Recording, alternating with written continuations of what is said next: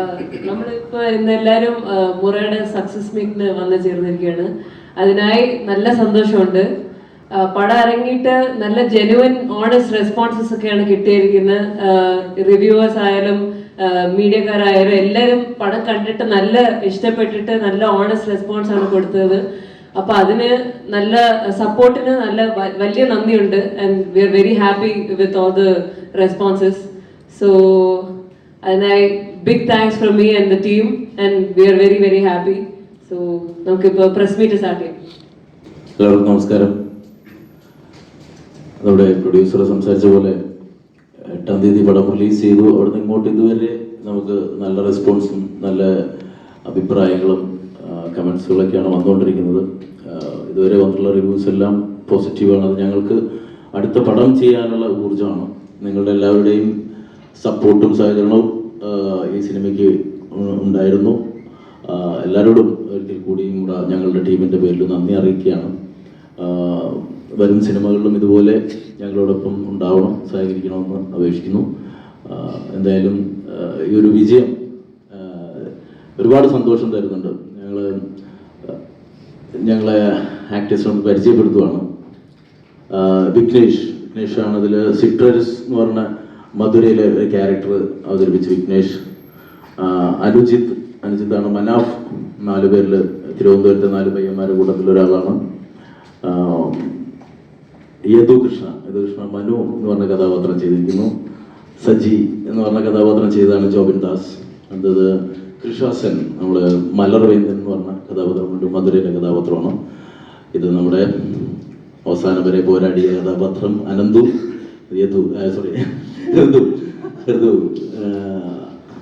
Next നമ്മുടെ പാറു ചേച്ചി.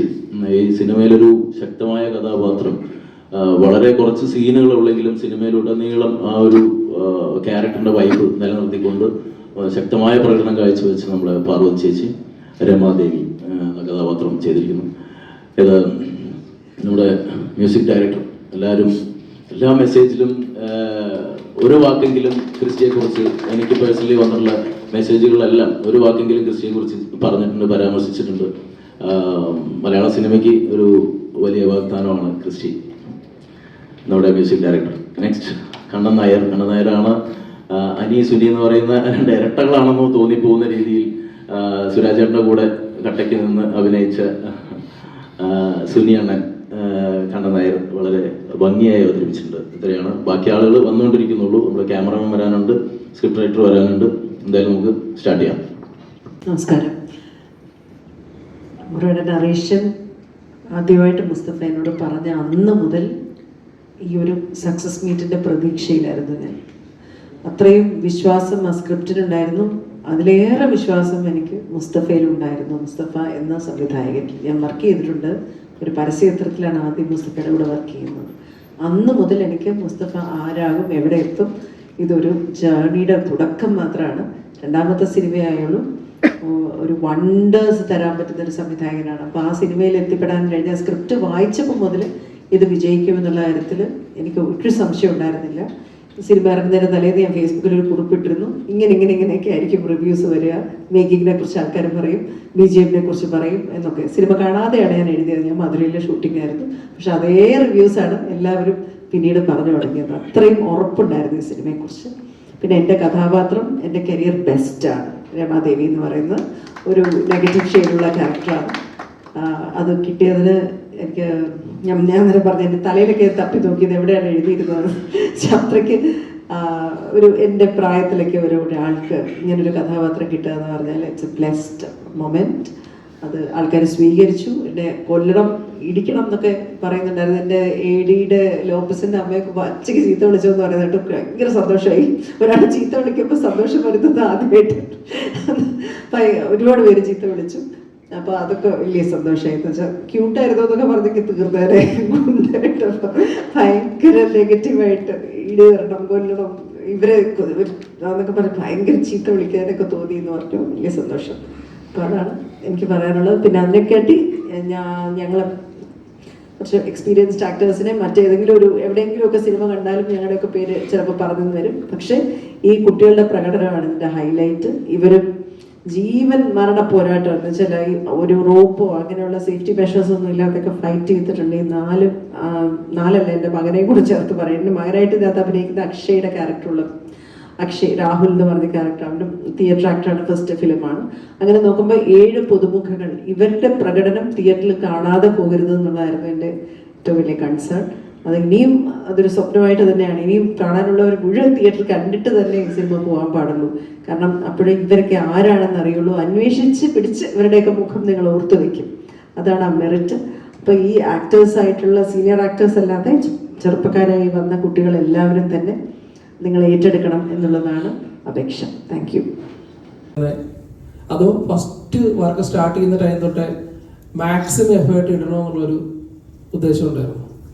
Maximum effort ഇടണം എന്നുള്ളത് നമ്മളൊരു ടോട്ടൽ ടീമിൻ്റെ ഒരു തീരുമാനമായിരുന്നു. പിന്നെ കോംപ്രമൈസ് ചെയ്തിട്ടുണ്ട് കുറേയൊക്കെ, പക്ഷെ അത് കോംപ്രമൈസ് ചെയ്യാത്തൊരു വേർഷനാണ് നമ്മൾ തിയേറ്ററിലേക്ക് വന്നതെന്ന് മാത്രം. അതാണ് നിങ്ങൾ ഓഡിയൻസ് കണ്ടത്. കാരണം കോംപ്രമൈസ് ചെയ്യാന്ന് പറഞ്ഞാൽ ചിലപ്പോൾ നമ്മൾ യാത്രക്കിടയിൽ വണ്ടീൻ്റെ ടയർ പൊട്ടുന്നത് പോലും ഈ ഒരു പ്രതിസന്ധികൾക്ക് കാരണമായിരുന്നു പലതും. ആ സമയത്തിന് അവിടെ എത്തില്ല, അല്ലെങ്കിൽ അവിടെ വേണ്ട കാര്യങ്ങൾ സെറ്റാക്കി എടുക്കാൻ പറ്റില്ല എന്നൊക്കെ പറഞ്ഞ കുഞ്ഞു കുഞ്ഞു കാര്യങ്ങൾ. പക്ഷെ ഈ പറഞ്ഞ പോലെ എല്ലാവരും മാക്സിമം എഫേർട്ട് ഇടുക എന്നുള്ളത് ഞങ്ങളെ ഒന്നിച്ചുള്ള തീരുമാനമായിരുന്നു. അത് പ്രൊഡക്ഷൻ്റെ ഭാഗത്തുനിന്നും അങ്ങനെ ഒരു സപ്പോർട്ടായിരുന്നു ഉണ്ടായിരുന്നു.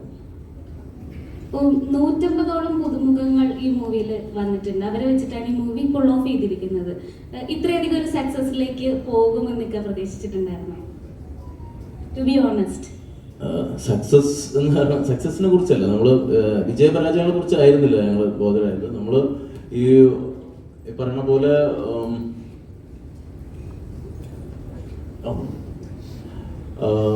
പുതിയ ആളുകളെ വെച്ച് ചെയ്യുന്നതിൻ്റെ ഒരു ടെൻഷൻ ഉണ്ടായിരുന്നു. ഇത്രയും ആളുകൾ, പുതിയ ആൾക്കാരെ ഒന്നിച്ച് കൊണ്ടുവരുമ്പം എങ്ങനെ എടുക്കും. പക്ഷെ കാമച്ചേട്ടൻ അപ്പോഴും പറയുന്നു, നമ്മൾ മാത്രമല്ല ഇതിനു മുമ്പും ചെയ്തിട്ടുണ്ട് പലരും പുതുമുഖങ്ങളെ വെച്ച്, ഹിറ്റായിട്ടും ഉണ്ട് എന്ന് പറഞ്ഞൊരു കോൺഫിഡൻറ്റ് ഉണ്ടായിരുന്നു. അതുകൊണ്ട് അതങ്ങനെ കണ്ടുള്ളൂ അതിന്. സർ, അതുപോലെ നമ്മുടെ സാധാരണഗതിയിൽ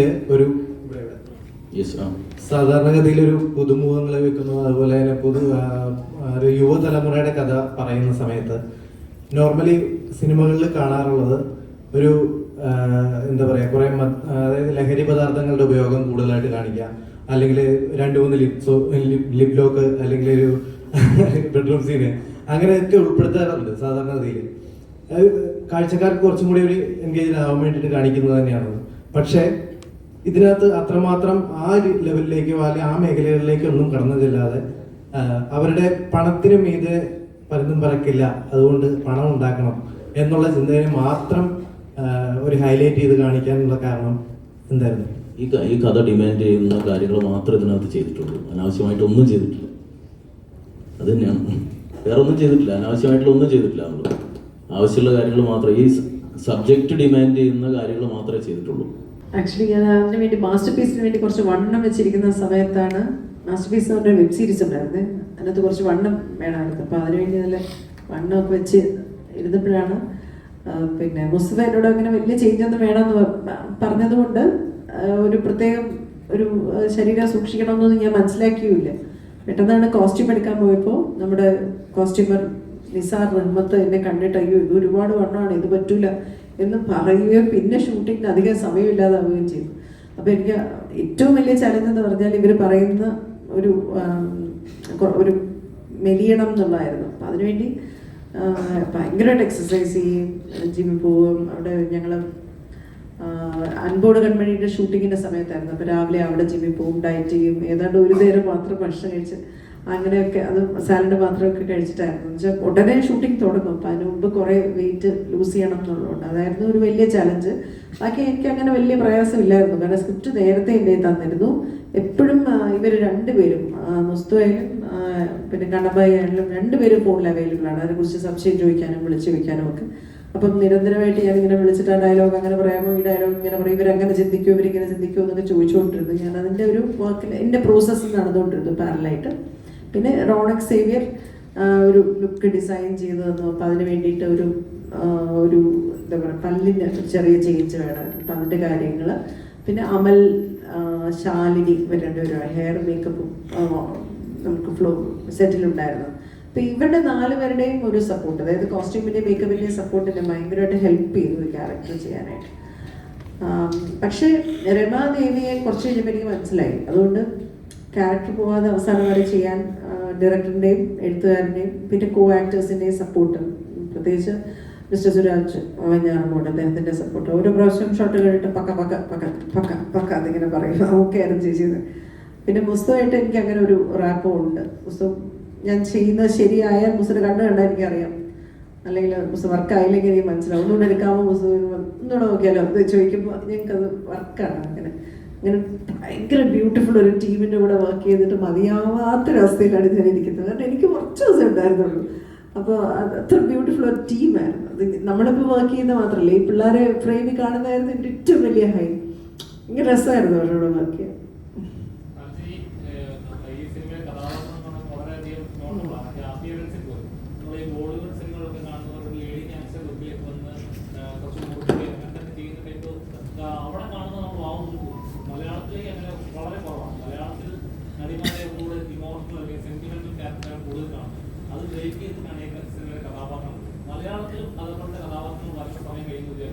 നൂറ് ശതമാനം എനിക്കങ്ങനെ രണ്ടാമതൊരു തോട്ട് പോലും ഇല്ലായിരുന്നു. ഇങ്ങനെ ഒരു സിനിമ ഞാൻ ചെയ്യേണ്ടതുണ്ടോ, നെഗറ്റീവ് ഒരു ക്യാരക്ടർ ചെയ്യേണ്ടതുണ്ടോ എന്നൊരു ആലോചന പോലും എനിക്കുണ്ടായിരുന്നില്ല. ഇപ്പൊ നമ്മൾ ഈ പുഷ്പയിലെയൊക്കെ നെഗറ്റീവ് അവരൊക്കെ ചെയ്ത ക്യാരക്ടേഴ്സൊക്കെ ഇല്ലേ, അതുപോലത്തെ ക്യാരക്ടേഴ്സ് ചെയ്യാൻ നമ്മുടെ ആക്ടേഴ്സ് ഉണ്ട്.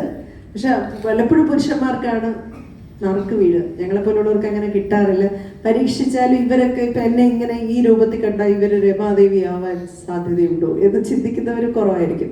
അപ്പോൾ എന്നെ കാണുമ്പോൾ പെട്ടെന്ന് തന്നെ ഒരു ഡോക്ടറാക്കും, ഒരു സ്വീറ്റ് ഒരു അമ്മയാക്കും. അങ്ങനെ അല്ലാത്ത ക്യാരക്ടേഴ്സ് എനിക്ക് ചെയ്യാൻ പറ്റുന്ന എക്സ്പ്ലോർ ചെയ്യുന്ന ഡയറക്ടേഴ്സ് എഴുത്തുകാരും വന്നാലേ നമുക്ക് രക്ഷയുള്ളൂ. നമുക്ക് വീട്ടിൽ ഇരുന്ന് ചെയ്ത് കാണിച്ചു കൊടുക്കാൻ പറ്റില്ലല്ലോ. ഇങ്ങനെയൊക്കെ ചെയ്ത് ഒരാൾ തന്നാൽ ധൈര്യമായിട്ട് തരുമ്പോഴല്ലേ നമുക്ക് നമ്മളെ എക്സ്പ്ലോർ ചെയ്യാൻ പറ്റും. അതാണ് ആക്ടേഴ്സിൻ്റെ ഏറ്റവും വലിയ ഒരു കുഴപ്പം. എല്ലാ പ്രാവശ്യവും നമ്മൾ ആഗ്രഹിച്ചാൽ പോരാ, വേറൊരാൾ നമ്മളെ ട്രസ്റ്റ് ചെയ്തോന്ന് തന്നാലേ നമുക്ക് പ്രൂവ് ചെയ്യാൻ പറ്റുള്ളൂ.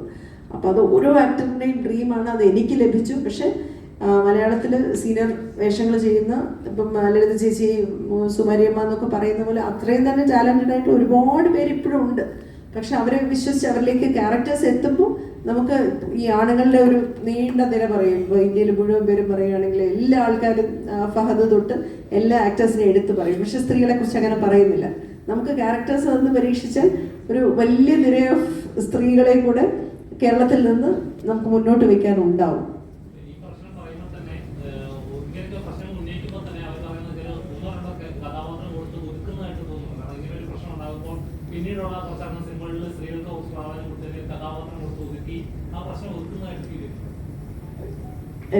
അതെനിക്കറിഞ്ഞൂടെ. ഞാൻ ഭയങ്കര എൻ്റെ പേഴ്സണലായിട്ടുള്ള കാര്യം എനിക്ക് പറയാൻ പറ്റും. ഞാൻ ഭയങ്കര ലക്കിയാണ്. ഇപ്പം മാസ്റ്റർ പീസിലെ ആനിയമ്മ, ഓവർ ആക്ടിങ് ആനിയമ്മ, അല്ലെ ഭീഷ്മപുരത്തിലെ മോളി എന്ന് പറഞ്ഞ ക്യാരക്ടർ, ARMലെ അമ്മൂമ്മ, അല്ലെങ്കിൽ ആൻഡ്രോയിഡ് കുഞ്ഞപ്പനിലെ സൗദാമിനി എന്നൊക്കെ പറയുന്ന എല്ലാം വളരെ ഡിഫറെൻ്റ് ആയിട്ടുള്ള ക്യാരക്ടേഴ്സ്.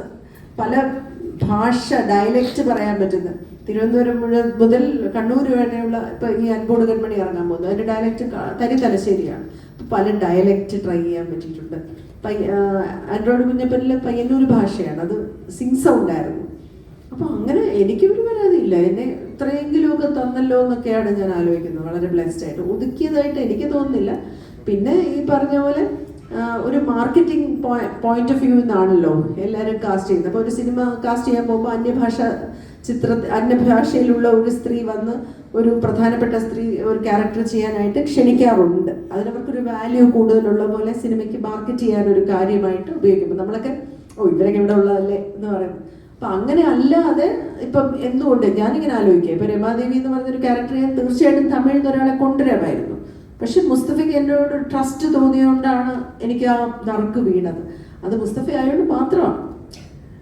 ചിലപ്പോൾ അങ്ങനെ കിട്ടണമെന്നില്ല. അത് ആ പ്രൊഡ്യൂസർ പോലെ ഒരു പ്രൊഡ്യൂസർ സമ്മതിച്ചാൽ നമുക്ക് അവരെ ട്രൈ ചെയ്യാം, അല്ലെ അവരൊന്നും വേണ്ട, നമുക്ക് മാർക്കറ്റിങ്ങിന് വർക്കാവില്ല എന്ന് പറഞ്ഞ് കഴിഞ്ഞില്ലേ.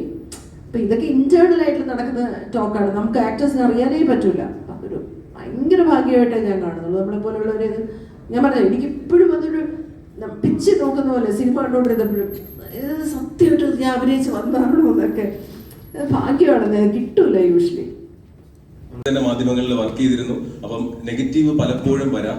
ഇപ്പം ഭീഷ്മപർവം ഇറങ്ങുന്നതിന് മുമ്പ് എന്നോടൊപ്പം ഒരു ഇന്റർവ്യൂ തന്നെ ബും എന്ന് പറഞ്ഞിരുന്നു. പെട്ടെന്ന് അത് ഇതായി മാറി. അതിന്റെ താഴെ വേറെ കുറച്ച് പേരല്ലാതെ കമന്റ് ചെയ്ത് വന്നു. ഇപ്പോൾ ഈ സിനിമയ്ക്ക് മുമ്പേ ചേച്ചി ഇട്ട ഇത് ഇങ്ങനെ ആകും എന്ന് നേരത്തെ തന്നെ ചേച്ചി പറഞ്ഞിരുന്നു പടം ഹിറ്റാവുമെന്ന് പറഞ്ഞിരുന്നു. അതിന്റെ താഴെ നെഗറ്റീവ് കമന്റുകൾ വരുന്നുണ്ടായിരുന്നു, പോസിറ്റീവ് വരുന്നുണ്ടായിരുന്നു. എങ്ങനെയായിരുന്നു ചേച്ചി ഈ സോഷ്യൽ മീഡിയയിൽ നെഗറ്റീവ് കമന്റിനെ തരണം ചെയ്യുന്നത്? എങ്ങനെയാണ് ഒരു ആർട്ടിസ്റ്റ് എന്നുള്ള നിലയിൽ? അല്ലെ, എനിക്ക് നെഗറ്റീവ് കമന്റ് സോഷ്യൽ മീഡിയയിൽ ധാരാളമായിട്ട് വരാറുണ്ട്. ഇപ്പോഴും വന്നുകൊണ്ടിരിക്കുകയാണ്. മലപ്പറഞ്ഞ് ഒഴിച്ച് ബാക്കി എല്ലാവരും ഈ സിനിമ നല്ല എന്ന് പറയുന്നത് എത്ര കമന്റ് ഞാൻ വായിച്ചെന്നറിയാം. അത് സ്ഥിരമായിട്ട് വരുന്ന ഒരു കാര്യമാണ്. ഇത് വന്നില്ലേ മോനെ എന്നുള്ളതാണ് എൻ്റെ ലൈൻ. വന്നില്ലേ, മലപ്പറഞ്ഞ് ഒഴികെ ബാക്കി എല്ലാവരും നന്നായിരുന്നു എന്ന് പറയുന്നത് കമന്റ് വന്നില്ലേ ഇതുവരെ എന്ന് പറയുന്നതാണ് എൻ്റെ ഒരു മാനസികാവസ്ഥ. കാരണം അത് ഭീഷ്മപർവ്വതത്തിലുണ്ടായിരുന്നു, അത് കഴിഞ്ഞ് അത് ARM അതുണ്ടായിരുന്നു, RDX അതുണ്ടായിരുന്നു, മാസ്റ്റർ പീസിൽ അതുണ്ടായിരുന്നു. എല്ലാത്തിനകത്തും ഈ ഒരു ലൈൻ ഒരു 10 പേരെങ്കിലും പറയും. ഇതിലും വന്നു. അപ്പം അത് എന്നെ സംബന്ധിച്ച വിഷയമേ അല്ല. പക്ഷെ ഈ സിനിമ ഞാൻ ആദ്യമേ പറഞ്ഞതുപോലെ ഇത് ഏറ്റവും സ്പെഷ്യൽ ആവുന്നത് സുരാജ് സാറിനെ എന്നെ പോലെയുള്ളവരെ കൊണ്ടല്ല. ഇത് എപ്പോൾ കണ്ടാലും കുറെ പുതിയ പിള്ളേർ അഭിനയിച്ചാൽ ഇവർ ഭയങ്കര വ്യത്യാസമായിട്ടുള്ള വേറൊരു ക്യാരക്ടർ ചെയ്തു കേട്ടോ, ഇല്ല അത് നേരത് എന്ന് പറഞ്ഞിട്ട് അത് പോവും. പക്ഷെ ഇവരുടെ പെർഫോമൻസ് തിയേറ്ററിൽ ഇവർ പെർഫോം ചെയ്തത് മിസ് ചെയ്ത് പോയാൽ ഇവരെ ചിലപ്പോൾ ഓർക്കൂല. OTT-യിൽ വന്നാൽ അല്ലെങ്കിൽ നിങ്ങൾ ചെറിയൊരു ഫോണിൽ കണ്ടാൽ ഇവർ എന്താണ് സ്ക്രീനിൽ ചെയ്തു വെച്ചിരിക്കുന്നതെന്ന് മിസ്സാവും. അത് സംഭവിക്കരുത് എന്ന്. അപ്പം നമ്മൾ ചില സിനിമകളെ വിശ്വസിക്കും. ഇപ്പം ഞാൻ പ്രതീഷ് പറഞ്ഞത് ശരിയാണ്. അപ്പം ഞാൻ ചില സിനിമയിൽ ഇന്റർവ്യൂവിന് എനിക്ക് അഭിനയിക്കാൻ തുടങ്ങുമ്പോൾ എനിക്ക് ചിലപ്പോൾ അറിയാം ഈ സിനിമ വർക്കാവും. അങ്ങനെ ഞാൻ പറയാനുള്ള സിനിമകളെല്ലാം വർക്കായിട്ടുണ്ട്. ഭീഷ്മപർവ്വതത്തിനെ കുറിച്ച് ഞാൻ പറഞ്ഞിട്ടുണ്ട്, RDX-നെ കുറിച്ച് ഞാൻ പറഞ്ഞിട്ടുണ്ട്, ARM-നെ കുറിച്ച് ഞാൻ പറഞ്ഞിട്ടുണ്ട്. അത് സിനിമയുടെ 2 ദിവസം മുമ്പ് എഴുതുന്ന നോട്ടായിരിക്കും. അത് അങ്ങനെ വർക്കായിട്ടുണ്ട്. അത് എല്ലാ സിനിമകളെ കുറിച്ച് ഞാൻ പറയാറുമില്ല. ചിലപ്പോൾ അതിൻ്റെ ഒരു ബിലീഫാണ്. എനിക്കത് ആ സിനിമയിൽ ട്രാൻസ്പയർ ചെയ്യുന്ന ഒരു എനർജി കൊണ്ട് നമ്മൾ പറയുന്നതാണ്. അതങ്ങനെ അത് വരും, ചില സമയത്ത് അങ്ങനെ വന്നു പോകും. ഈ പേരിനെ കുറിച്ച് ചോദിച്ചൊരു പേരിലുള്ള ഒരു കൗതുകത്തെ കുറിച്ച് പറയാം. മുറ എന്ന് പറഞ്ഞാൽ നമ്മൾ ഗൂഗിളിൽ നോക്കി കഴിഞ്ഞാൽ കുറേ മീനിങ് കിടക്കുന്നുണ്ട്, കുറേ പര്യായ പദങ്ങൾ കിടക്കുന്നുണ്ട്. അതെല്ലാം ഈ സിനിമയ്ക്കകത്തുണ്ട്. അത് ചിലപ്പം നിങ്ങൾക്ക് 2-3 പ്രാവശ്യം വാച്ച് ചെയ്യുമ്പോഴേക്കും കിട്ടുക. ഏറ്റവും ലാസ്റ്റ് കാണുന്ന ഒരു സാധനം മുറ എന്ന് പറഞ്ഞിട്ട് നമ്മൾ ആന്ധ്രയിൽ നിന്നും അവിടെ നോർത്ത് നിന്നൊക്കെ കൊണ്ടുവരുന്ന പോത്തുകളുണ്ട് അല്ലേ. നമ്മൾ ഇവിടെ കൊണ്ടുവന്ന് വെള്ളവും വളവും എല്ലാം കൊടുത്ത് പോറ്റി വളർത്തി നല്ല രീതിയിൽ തഴുകി കൊടുത്ത് എണ്ണയൊക്കെ ഇട്ട് തേച്ച് കുളിപ്പിച്ച് റെഡിയാക്കിയിട്ട് നമ്മൾ ആവശ്യം വരുമ്പോൾ നമ്മൾ അതിനെ വെട്ടി കശാപ്പ് ചെയ്യുന്ന ഒരു സാധനമുണ്ട്. അത് മുറ പോത്തുകൾ എന്ന് പറഞ്ഞൊരു ഇന്റർപ്രിട്ടേഷൻ നമ്മുടെ ഭാഗത്തു നിന്നുണ്ട്. അത് എത്രത്തോളം വർക്കായി എന്ന് എനിക്കറിയില്ല. പക്ഷെ നമ്മൾ അങ്ങനെയും കൂടി കണ്ടിട്ടാണ് ആ പേരിലേക്ക് എത്തിയത്.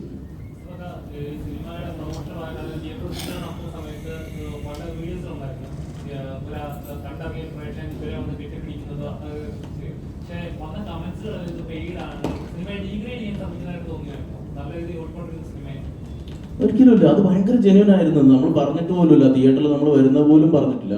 ആ സമയത്ത് നമ്മൾ സ്ക്രീനിന്റെ സൈഡിൽ ഇങ്ങനെ ആ എൻട്രൻസിൽ വന്നു നിന്നിട്ട് തിയേറ്ററിൽ ലൈറ്റ് വരുമ്പോൾ മാത്രം അങ്ങനെ 2-3 തിയേറ്ററിൽ നമ്മൾ പോയി. അവിടെ പല രീതിയിലുള്ള റിയാക്ഷൻസ് നമ്മൾ കിട്ടിയിരുന്നു. പക്ഷെ ഇത് നമ്മൾ ഒട്ടും പ്രതീക്ഷിക്കാതെ ഉണ്ടായ ഒരു കാര്യമാണ്. കാരണം ആ പയ്യൻ എവിടുത്തുകാരനാണെന്നോ എന്താണെന്നൊന്നും നമുക്കറിയില്ല. ഓടി വന്നിട്ട് ഇത് ഈ സെയിം പ്രായത്തിലുള്ള ഇവന്മാരെ കണ്ടപ്പോൾ സ്ക്രീനിൽ കണ്ട ആൾക്കാരെ പെട്ടെന്ന് ഫ്രണ്ടിൽ കണ്ടപ്പോൾ ഉണ്ടായ ഒരു ജെന്വൻ ആയിട്ടുള്ള ഒരു റിയാക്ഷൻ ആയിരുന്നു അത്. നമ്മൾ ഭയങ്കര ഇമോഷണൽ ആയിപ്പോയി ആ സീക്വൻസ് കണ്ടപ്പോൾ. എന്തായാലും ഈ സിനിമയ്ക്ക് അത്തരം ഒരു പെയ്ഡ് പ്രൊമോഷൻ പരിപാടികൾ നമ്മൾ പ്ലാൻ ചെയ്തിട്ടേ സീരിയസ്ലി. ഡയറക്ടറോടാണ് ഇപ്പൊ ഈ കാര്യം പറഞ്ഞ പോലെ തന്നെ നമ്മളെ ജോജുവിന്റെ പണി സിനിമ വന്നപ്പോൾ ഒരു ഭയങ്കര ഒരു വിവാദമായ ഒരു വിഷയം ഉണ്ടായിരുന്നു. ഒരു റിവ്യൂവർ ഭീഷണിപ്പെടുത്തിയവരെ സംബന്ധിച്ചിട്ട്. അപ്പൊ അതിന്റെ ഒരു കാരണം എന്ന് പറയുന്നത് ബലാത്സംഗം കാണിച്ചത് ശരിയായില്ല എന്നുള്ള ഒരു കാരണമാണ് വ്യക്തി പറഞ്ഞത്. അപ്പൊ ഇതിനകത്ത് ഒരു വയലൻസ് രംഗമുണ്ട്. അപ്പൊ അത് ആരെങ്കിലും വിളിച്ചു പറഞ്ഞോ ഇതുപോലെ? അത്ര വേണ്ടായിരുന്നു എന്ന് പറഞ്ഞ ആൾക്കാരുണ്ട്, അത് പോരായിരുന്നു എന്ന് പറഞ്ഞ ആൾക്കാരുണ്ട്. സത്യം പറഞ്ഞാൽ എനിക്ക് കാണുമ്പോൾ കുറച്ച് ബുദ്ധിമുട്ട് ഉണ്ടായിട്ടുണ്ടായിരുന്നു. അത് ഷൂട്ട് ചെയ്യുന്ന സമയത്താണെങ്കിലും എഡിറ്റിലാണെങ്കിലും മിക്സിംഗ് ടൈമിൽ ഫൈനൽ സമയത്താണെങ്കിലും. പക്ഷെ അത് ആ സബ്ജക്റ്റ് ഡിമാൻഡ് ചെയ്യുന്നതുകൊണ്ട് മാത്രമാണ് നമ്മളത് അങ്ങനെ വെച്ചത്. ഈ സിനിമ കംപ്ലീറ്റ് എല്ലാവരും നെഗറ്റീവാണ്, ഒരാൾ പോലും നല്ലത് ചെയ്യുന്നില്ല. ഏതാ ഈ സിനിമയിലെ കഥാപാത്രങ്ങളൊന്നും നല്ലത് ചെയ്യുന്നതായിട്ട് തോന്നുന്നില്ല. അങ്ങനത്തെ ആൾക്കാരെ കഥ അല്ലത് അല്ല. അപ്പൊ ഈ കഥ ഇത്രയും അത് യങ്സ്റ്റേഴ്സിനെ വെച്ച് ചെയ്തേക്കുന്നതാണ്. അതുപോലെ കണ്ണഞ്ചേരനാണ് കുമ്പളവും നല്ല ഫീൽ ഗുഡ് സംഭവങ്ങൾ ചെയ്യുന്നത്. ഇത് ഭയങ്കരമായിട്ട് വിജയിക്കുമെന്നും ഇത് എന്താ പറയുക, ഇതിൽ ശരിക്കും പറഞ്ഞാൽ ഉദ്ദേശിച്ചത് എന്താണ്? ഇവരുടെ ആക്ടിങ് ആണോ അതോ ഈ സമൂഹത്തിന് കൊടുക്കാൻ പറ്റുന്ന എന്തായിരുന്നു യങ്സ്റ്റേഴ്സിന് ഇതിൽ ചെയ്യാൻ പറ്റുന്നത്? കണ്ടാണോ സിനിമ? കണ്ടാണോ സമൂഹത്തിന് കൊടുക്കാൻ പറ്റിയത്? ഇപ്പൊ നമ്മള് സിഗരറ്റിന്റെ പാക്ക് കണ്ടില്ലേ? സിഗരറ്റിന്റെ പാക്കറ്റിന്റെ മുകളിൽ ഭയങ്കര വ്രണം കാണിച്ചിട്ടുള്ള ഒരു സാധനം, ഒരു ഫോട്ടോ വയ്ക്കില്ലേ? എന്നിട്ട് ഇത് വലിക്കരുത് എന്നാണ് പറയുന്നത്. അതുപോലെ തന്നെയാണ്, അത്രേ ഉള്ളൂ. ഈ സിനിമ ചെയ്തു വെച്ചിരിക്കുന്ന കുറേ പ്രശ്നങ്ങളുണ്ട്. ഈ പയ്യന്മാർ ഇതിനകത്തേക്ക് വന്ന് ഈ പ്രായത്തിലുള്ള ആളുകൾ ഇത്തരം പരിപാടികൾക്ക് വന്നാൽ ഉണ്ടാവുന്ന ഇമ്പാക്റ്റ് എന്താണ്, അല്ലെങ്കിൽ എഫക്റ്റ് എന്താണ്, അതിൻ്റെ നഷ്ടങ്ങൾ എന്താണ്, അതിൻ്റെ പ്രയാസങ്ങൾ എന്താണ്, അതിൻ്റെ വേദനകൾ എന്താണ്, അത് വേദന അനുഭവിക്കുന്ന പിന്നീടുള്ള ആളുകൾ ആരൊക്കെയാണ്, അമ്മമാരായിരിക്കാം, കാമുകിമാരായിരിക്കാം, ചേച്ചിമാരായിരിക്കാം, ഇതൊക്കെയാണ് നമ്മൾ പറഞ്ഞു പോയിട്ടുള്ളത്. അത് ഇങ്ങനെ തന്നെ എടുക്കുമെന്ന് ഉറപ്പുണ്ടായിരുന്നു, അതോ ഈ പറയുന്ന പോലെ നെഗറ്റീവ്സ് വരാൻ ചാൻസ് കൂടുതലായിരുന്നില്ലേ? ഇല്ല, നമ്മളിങ്ങനെ ഉദ്ദേശിച്ചാണല്ലോ സിനിമ എടുക്കുന്നത്. അപ്പോൾ അത് തന്നെയല്ലേ ജനങ്ങൾക്ക് കിട്ടേണ്ടതും. കിട്ടിയിട്ടുണ്ടെന്നാണ് എനിക്ക് തോന്നുന്നത്. കമന്റ്സുകളിൽ നിന്നും അഭിപ്രായങ്ങളിൽ നിന്നൊക്കെ അങ്ങനെ അത് തന്നെയാണ് എഫക്ട് ചെയ്തിട്ടുള്ളതെന്ന് തോന്നുന്നു.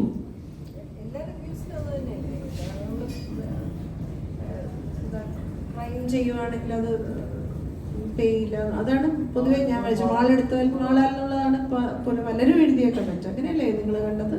ഞാൻ കണ്ടത് മിക്കവാറും എല്ലാവരും ഞങ്ങളിങ്ങനെ പറഞ്ഞ അങ്ങനെയാണ്. പക്ഷെ നിങ്ങളത് പറയും എന്താണ് കണ്ടതെന്നുള്ള കാര്യം പറയണമല്ലോ. നമ്മള് കണ്ടതല്ലേ നിങ്ങൾ എഴുതുള്ളൂ.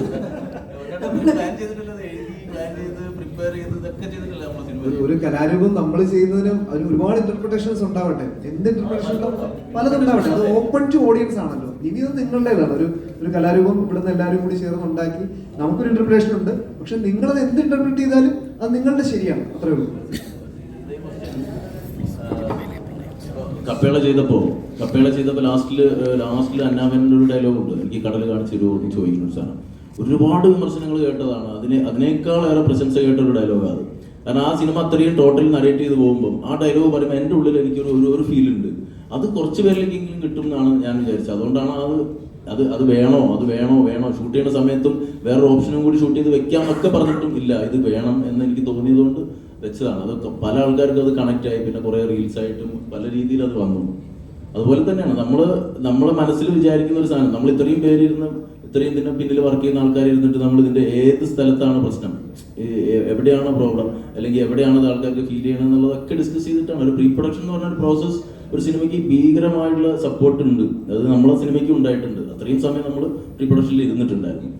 ഈ സ്ക്രിപ്റ്റിന്റെ സമയത്ത് ഈ മാനസിച്ച് ചെയ്ത ഈ രമാദേവി എന്ന ക്യാരക്ടർ മാലാപാർവതി തന്നെ ചെയ്യണം എന്ന് ഫസ്റ്റ് തുടക്കം മുതൽ ഉണ്ടായതാണോ, അതോ പിന്നെ തിരിച്ച് പുറത്തുനിന്ന് ആരെങ്കിലും അങ്ങനെ സമീപിച്ചിട്ടാണോ അല്ലെങ്കിൽ ചേച്ചിന്റെ അടുത്ത് എത്തിയത്? അല്ലല്ല, ചേച്ചിന്റെ ആദ്യത്തെ ഡിസ്കഷനിൽ നമ്മൾ കണ്ണൻ ചേട്ടൻ എഴുതുന്ന സമയത്ത് ഇതിന്റെ സ്കെച്ചസ് കുറച്ച് കാര്യങ്ങൾ പറയുമായിരുന്നു. അങ്ങനെയായിരിക്കും, ഇങ്ങനെയായിരിക്കും, നല്ലൊരു ഗത്ത് തോന്നും, കോസ്റ്റ്യൂമിൽ ഇങ്ങനെ ആയിരിക്കും എന്നൊക്കെ ഞങ്ങൾ അങ്ങോട്ടും ഡിസ്കസ് ചെയ്യുന്നു. അപ്പൊ ഞാൻ ഇടയ്ക്കിപ്പോഴും വെച്ച് ഞാൻ കണക്കാരോട് ചോദിച്ചു, മാലാപാർവതി ചേച്ചിനെ പോലത്തെ ആളാണോ? കറക്റ്റ് അങ്ങനെ ഒരു 3 കറക്റ്റ് പറഞ്ഞതിലാണ് അത് ഫിക്സ് ചെയ്യണത്. പിന്നെ ഞാൻ ചേച്ചിന്റെ അടുത്ത് ജനറൽ ബോഡിയിൽ കാണുമ്പോൾ ചേച്ചി ഒരു സാധനം പറയാണ്ട്, ഞാൻ പറയാന്ന് പറഞ്ഞു. വേറെ ഓപ്ഷനിലേക്ക് ഒന്നും പോയില്ല. ചോദിക്കാനുള്ളത് ഇതിന്റെ മ്യൂസിക് ഡയറക്ടറെ പറ്റിയിട്ടാണ്. നമ്മുടെ അനിരുദ്ധ് സുഷിൻചാമൊക്കെ ചെയ്യുന്ന പോലെ പവർഫുൾ ബീറ്റുകൾ ഉപയോഗിച്ചുകൊണ്ട് സംഗീതോപകരണങ്ങളുടെ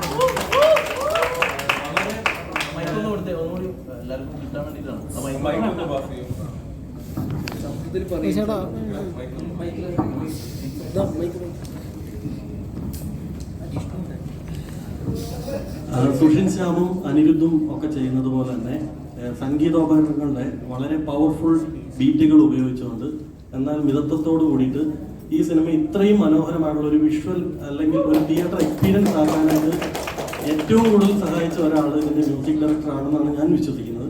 അദ്ദേഹത്തിലേക്ക് എങ്ങനെ എത്തി, അദ്ദേഹത്തെക്കുറിച്ച് 2 കാര്യങ്ങൾ പറയാമോ? നേരത്തെ പറഞ്ഞു, ഓരോ മെസ്സേജ് വരുമ്പോഴും എല്ലാ മെസ്സേജിലും മ്യൂസിക് ഡയറക്ടറെ കുറിച്ചും മ്യൂസിക്കിനെ കുറിച്ചും പരാമർശിക്കാറുണ്ട് ആളുകൾ. സിനിമ കണ്ട ആളുകൾ, അത്രയും ഗൗരവത്തിൽ സിനിമ കണ്ട ആളുകൾ ഈ പറഞ്ഞ പോലുള്ള കമൻസുകൾ ചോദിച്ചിട്ടുണ്ടായിരുന്നു. ക്രിസ്റ്റിയെ കണ്ടെത്തുന്നത് നമ്മൾ ഒരുപാട് തേടി പിടിച്ച് കണ്ടെത്തിയൊന്നുമില്ല. നമ്മൾ ക്രിസ്റ്റോ, നമ്മുടെ ഭ്രമയുഗമൊക്കെ മ്യൂസിക് ചെയ്ത ക്രിസ്റ്റോയാണ് ഞാൻ ആദ്യം അപ്രോച്ച് ചെയ്തത്. അപ്പോൾ ക്രിസ്റ്റോ ഭയങ്കര തിരക്കായിരുന്നു.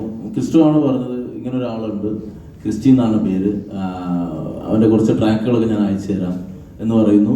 ക്രിസ്റ്റിക്ക് നമ്പർ കൊടുക്കുന്നു, എനിക്ക് കുറച്ച് ട്രാക്കുകളൊക്കെ അയച്ചു തരുന്നു. ഞാൻ പ്രൊഡക്ഷനുമായിട്ട് ഡിസ്കസ് ചെയ്യുന്നു, നമ്മളത് ഫിക്സ് ചെയ്യുന്നു. ഈ ക്രിസ്റ്റി യൂസ് ചെയ്തിരിക്കുന്ന ഒറിജിനൽ സ്കോറിൽ ഒരുപാട് ഇൻസ്ട്രുമെന്റ്, ഇപ്പോൾ നേരത്തെ പറഞ്ഞ പോലെ ഒരുപാട് ഇൻസ്ട്രുമെന്റൽ സാധനങ്ങൾ യൂസ് ചെയ്തിട്ടുണ്ട്. ലൈവ് കുറേ സാധനങ്ങൾ ഷൂട്ട് ചെയ്തിട്ടുണ്ട്. ഒരു ദിവസം ഞാൻ ഒരു സ്റ്റുഡിയോയിൽ പോയപ്പോൾ കണ്ടത് ഒരു 35 പേര് നിന്നിട്ട് ചെണ്ട വായിക്കാനാണ്.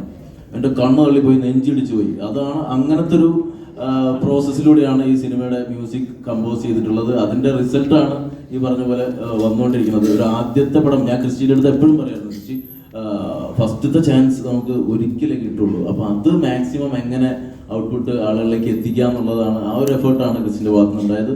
അത് വിജയിച്ചു, സക്സസ് ആയി എന്നുള്ളതാണ് ആളുകളുടെ അഭിപ്രായം പറയുന്നത്. അതിനെക്കുറിച്ച് ഇനി കൂടുതൽ എന്തെങ്കിലും പറയാനുണ്ടെങ്കിൽ ക്രിസ്റ്റിക്ക് പറയാം. മുമ്പേ പറഞ്ഞൊക്കെ തന്നെ ഭയങ്കര ഹാപ്പിയാണ്. അത് ഈ ടൈം കിട്ടിയത് കൊണ്ടാണ്, ബേസിക്കലി ഇത്രയും ടൈം വന്നതുകൊണ്ട് ഭയങ്കര കുറെ വർക്ക് ചെയ്യാൻ സാധിച്ചു. 8-9 മാസം ഞാൻ പറഞ്ഞില്ല, 8-9 മാസം ഉണ്ടായിരുന്നു. അപ്പം ഇനീഷ്യൽ ടൈമിൽ ഇവർ ഷൂട്ടിലായതുകൊണ്ട് എനിക്ക് പ്രഷർ തരാനായിട്ട് ആരും ഇല്ല ടീമിൽ. അപ്പം എനിക്ക് എങ്ങനെ വേണം വർക്ക് ചെയ്യാം. അതുകൊണ്ട് ഞാൻ കുറേ ആർട്ടിസ്റ്റുകളായിട്ട് വർക്ക് ചെയ്തു, ഒത്തിരി ആർട്ടിസ്റ്റുകളായിട്ട് വർക്ക് ചെയ്തിട്ടുണ്ട്. ഞാൻ തന്നെ ഇരുന്ന് ചെയ്തൊരു പരിപാടിയല്ല. കുറേ മ്യൂസീഷ്യൻസ്, ആർട്ടിസ്റ്റുകൾ, വായിക്കുന്ന ആൾക്കാർ, അപ്പോൾ അവർക്കായിട്ട് വർക്ക് ചെയ്തിട്ടുണ്ട്. അപ്പം അതൊരു വലിയൊരു ടീം വർക്കാണത് ഇതിൻ്റെ music. Thank you so much. വിട്ടുപോകാത്ത ചോദിക്കേണ്ട ഒരാള് ഫാസിൽ നാസറാണ്, അവിടെ ഇരിപ്പുണ്ട്. അജിയുടെ എന്ത് ചോദിച്ചാൽ കുറെ നേരം മൈക്ക് ഇങ്ങനെ പിടിച്ചിട്ട് ചലിക്കുകയില്ല, മൈക്ക് ഇങ്ങനെ കുറെ നേരം പിടിച്ചിട്ട് എല്ലാരും കാണണം എന്ന് പറയും. പക്ഷെ അതല്ല ആള് വേറെ ലെവലാണ്. മറ്റേ നമ്മുടെ പല ഫൈറ്റുകളും ഒരു സിംഗിൾ ടേക്കിലൊക്കെയാണ് പോയിരിക്കുന്നത്. പ്രത്യേകിച്ച് ഗോഡൌണിനകത്തുള്ള ഫൈറ്റൊക്കെ ഇത് ഓരോ സിംഗിൾ ടേക്കിലൊക്കെയാണ്. അതിൽ എനിക്കൊന്ന് സിമ്പറടിച്ച് ഞാൻ പലപ്പോഴും ആലോചിച്ചിട്ടുണ്ട്, ഈ 24 hours ഒക്കെ കണ്ടിന്യൂസ് ഷൂട്ട് പോയിട്ടുണ്ടായിരുന്നു. ഈ മനുഷ്യന് ബോഡി പെയിൻ ഇല്ലേ, ഈ മനുഷ്യന് ഉറക്കമില്ലേ, ക്ഷീണമില്ലേ എന്നൊക്കെ ആലോചിച്ചിട്ടുണ്ട് സത്യം പറഞ്ഞാൽ. കാരണം ഈ സാധനം തോളി തൂക്കിയിട്ടാണ് ഈ ഓടണം പായണതൊക്കെ. രാത്രി മുഴുവൻ കണ്ടിന്യൂസ് ഷൂട്ട് കഴിഞ്ഞിട്ട് എല്ലാവരും ഓരോ സൈഡിൽ വണ്ടിയിലൊക്കെ ഇരുന്ന് ഉറക്കത്തിലായിരുന്നു. അപ്പം വാച്ചിക്കങ്ങ് നിന്നിട്ട് കിഴക്കോട്ട് നോക്കി നിൽക്കുകയാണ്, നമുക്ക് സൺറൈസും കൂടി ഷൂട്ട് ചെയ്തിട്ട് പോവാൻ. അങ്ങനത്തെ ഒരു മനുഷ്യനാണ് വാച്ചിക്ക്. എന്തെങ്കിലും 2 വാക്കുകൾ ആത്മാർത്ഥമായിട്ട് പറഞ്ഞു.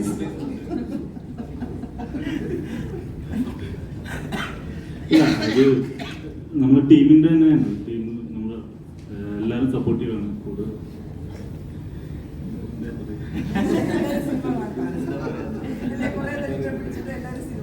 ഞാൻ ആക്ച്വലി ഇങ്ങോട്ട് വരുന്നതിന് മുമ്പേ കുറെ ആലോചിച്ചു, ഇവിടെ എത്തി ഇത്ര ആളുകളെ കടത്തേക്ക് ഫുൾ ബ്ലാങ്ക് ആയി പോയി.